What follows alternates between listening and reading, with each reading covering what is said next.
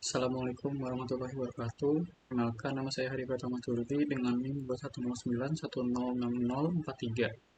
Di sini saya akan membahas tentang kuis pertama dari mata kuliah Matematika Diskrit yang diajarkan oleh Pak Herman.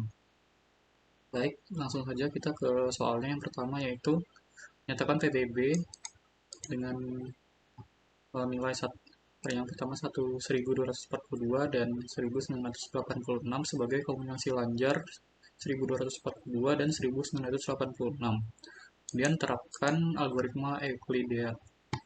Baik, yang pertama ini, baik, saya akan langsung masuk ke programnya. Di sini terdapat dua fungsi, yaitu fungsi main dan fungsi cari PBB. Fungsi main merupakan fungsi untuk menampilkan hasil dari kombinasi lanjar tersebut. Jadi di sini ada sistem CLS untuk membersihkan terminal. Variabel GCD sama dengan fungsi dari cari PBB dengan parameter A, B, true, yang dimana akan saya jelaskan selanjutnya. Kemudian ada print PBB, ada format untuk mengisi nilai, ada 3. Jadi nanti hasilnya itu yaitu ada A, B, dan nilai dari fungsi cari PBB nanti. Baik, kemudian ada fungsi cari PBB yang mana merupakan fungsi utama, yaitu cari PBB ini merupakan fungsi untuk mencari VBB menggunakan algoritma Euclidean, di mana parameternya ada A, B dengan langkah sama dengan false. Mana A ini merupakan integer, B juga integer. Ini nilai yang 1242 dan 1986 tadi ya. Ya, ini.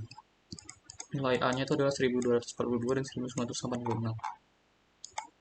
Kemudian dengan false ini biar muncul langkahnya gitu ya. Jadi kalau dia bernilai true, karena di yang main itu tadi kan nilainya true, maka nanti dia akan menampilkan langkah-langkahnya. Jadi di sini saya set pertama kali itu yaitu false dulu. Dan ini if dengan langkah jika true tadi, mana ini untuk ngeprint langkah-langkahnya ya. Kemudian di sini ada pastikan A selalu lebih besar dari B sesuai dengan teorema tadi ya, dimana nilai B itu harus lebih dari A. Kemudian BA akan itu jika mohon maaf, maksudnya nilai A itu harus lebih besar dari A. Jika nilai B lebih dari A, maka nilainya akan diubah menjadi A, gitu ya, nilai B-nya. Kemudian di sini ada sebuah array jumlah persamaan. Mohon maaf, maksudnya list ya kalau di Python. Ini masih kosong untuk menyimpan tiap satu proses gitu, tiap satu langkah. Kemudian di sini ada perulangan di mana while selama A modulus B atau sisa bagi tidak sama dengan 0, maka programnya akan terus berlanjut. Jika A sisa bagi B ini nanti nilainya 0, maka program akan selesai gitu, berhenti perulangannya. Sini ada key, R sama dengan A double slash B, yang dimana artinya ini membulatkan ya. Nanti pembagiannya nanti akan bernilai bilangan bulat. Jadi misalnya 5 bagi 2 kan, kalau sesuai pembagian biasa nilainya 2,5. Nah, nanti kalau di double slash ini dia akan bernilai 2. Jadi dibulatkan gitu nilainya. Kemudian ada A sisa bagi B. Kemudian di sini jumlah persamaan append key, artinya nilai key ini dimasukkan ke list dalam sini. Nah, jika dengan langkah ini buat ngeprint langkah-langkah, maka print nilai yaitu A B, Q, dan R sesuai dengan teorema Euclidean yang ini. Nah ini M, N, ini Q, ini R. Jadi nanti dia akan menampilkan seperti ini. Kemudian nilai A tadi diubah dengan B dan nilai B diubah dengan R sesuai dengan teoremanya ya. Contohnya, nah seperti ini. Jadi nanti dia akan R1-nya ini, R1-nya nanti untuk R0-nya nanti diubah menjadi R1, kemudian R1-nya akan diubah menjadi R2 sesuai dengan program yang dibuat ini. Jadi nilai A-nya itu di sini kan A diubah menjadi nilai dari B dan nilai B ini diubah jadi nilai R. Dan itu saja. Nanti programnya bakal terus berulang sampai mendapatkan sisa bagi A dan B itu nilainya 0. Kemudian akan di return R. Nilai R itu ya nanti dibalikan menjadi hasil dari uh, algoritma Euclidean ini. Jadi kita langsung ini saja. Nah, jadi seperti ini nilainya. Sesuai dengan teorema Euclidean, mana hasilnya itu adalah 6. Mengapa 6? Karena setelah selanjutnya ini nilainya akan bernilai 0 untuk sisa baginya. Baik, kita lanjut ke nomor 2. Ada 15 soal. Penulisan soal adalah 100 dan setiap soal yang paling sedikit 8. Khusus untuk soal nyatakan jawaban akhir Anda dalam C saja tidak perlu dihitung nilainya. Oke. Untuk soal nomor 2 ini, di sini ada programnya. Pertama ada def main, fungsi utama, sistem CLS untuk membersihkan terminal. Kemudian ada jumlah soal 15, nilai seluruh soal 100, nilai minimal 8. Di sini ada tampilan ininya, mana jumlah soal. Kita langsung run aja ya, karena di sini langsung ketemu. Nah, jumlah soal ada 15, nilai itu seluruh soal ada 100, nilai minimal untuk setiap soal ada 8. Jadi nilai sejumlah min 20 harus didistribusikan ke 15 soal. Nah, di mana dapat min 20 ini? Kita lihat di program. Nah, ini sisa nilai. Di sini pertama kita tadi sudah tentukan ya, sudah masukkan variabel yang ada, yaitu jumlah soal, nilai soal, dan nilai minimal. Kemudian kita hitung untuk nilai minimalnya keseluruhan.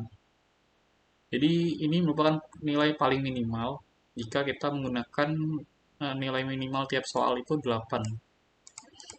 Jadi nilai minimal dikali jumlah soal.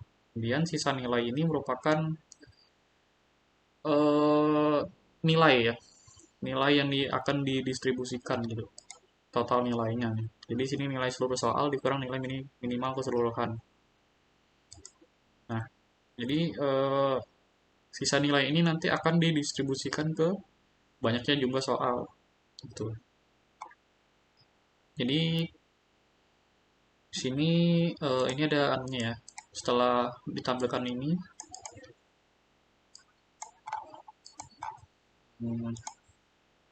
nah ini setelah ditampilkan ini, nanti dia akan masuk ke dalam sini, di mana banyak syarat tidak ditemukan karena terdapat error tidak memenuhi syarat. Nah, mengapa dia begitu? Karena ini tadi sisa nilainya bernilai negatif atau bernilai 0.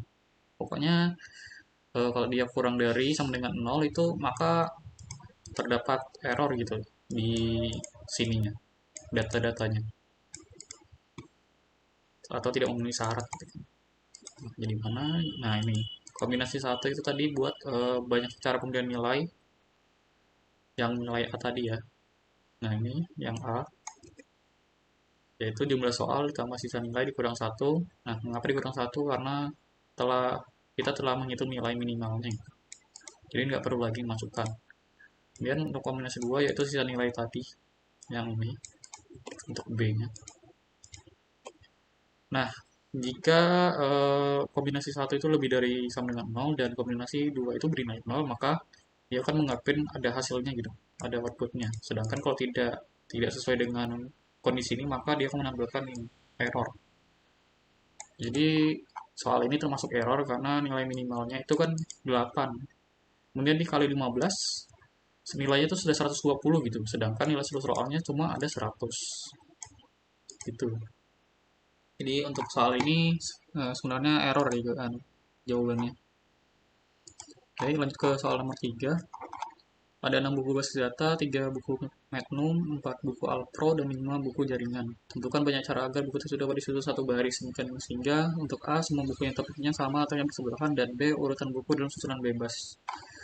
Baik, untuk programnya sendiri, yang pertama kita di sini ada rumus faktorial, fungsi rumus faktorial untuk memberikan menghitung faktorial ya, dari parameter atau masukan yang ada. Jadi jika masukannya tadi nilai 2, maka akan mereturn nilai dari n itu sendiri dikali dengan ini sendiri.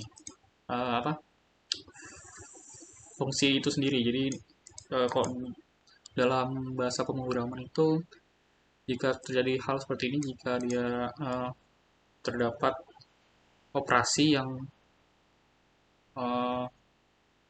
sebuah fungsi dalam fungsi itu, yang dimana fungsinya dipanggil diri sendiri, dia memanggil diri sendiri ya, jadi dia kan ini memanggil dirinya sendiri gitu. Nah itu disebut dengan fungsi rekursif berulang gitu. Jadi misalnya n-nya 4 gitu ya, 4 lebih dari 2 ya benar, maka dia akan 4 dikali rumus faktorialnya dikurang 1, jadi 3 gitu kan, 3. Jadi dia akan berulang terus, jadi 4 kali 3 kali 2. Jika udah nilainya 2, nanti bakal di return 2 gitu. Jadi 4 kali 3 kali 2. Kemudian rumus urutan susunan harus bersebelahan. Nah, ini untuk yang soal A ya. Hasil yang itu parameter A, B, C, D, E, yang dimana nilai A ini merupakan kita nanti aja ya bahas nih. Pokoknya dia ini perkalian ini ya. Permutasi biasa, itu dikali semua. Kemudian yang ini untuk urutan susunannya bebas. Dia merupakan permutasi tapi dengan perulangan gitu. Jadi ada rumusnya, yaitu nilai A per B kali C kali D kali E. Nah, di sini ada fungsi main-nya, yaitu tampilannya ini sistem CLS, kemudian ini nomor-nomornya. Maksudnya total bukunya ya. Yang pertama 18 ini merupakan total buku. Kemudian nomor 2 itu merupakan total jenis buku. Nomor 3 basis data, metode numerik. Nomor 4, nomor 5 algoritma pemrograman, dan 6 adalah jaringan. Sini, nah ini ada faktorial 1 merupakan nilai dari faktorial untuk yang 18 ini, 18 faktorial, dan seterusnya. Sini kita langsung run aja kali ya. Nah, seperti ini. Jadi dengan menampilkan hasilnya, hasil dan hasil untuk A. Nah, ini tadi masukkan rumus ya, yang rumus 4 total jenis buku dikali basis data kali metode numerik dikali algoritma pemrograman dan dikali jaringan, dan hasilnya adalah ini.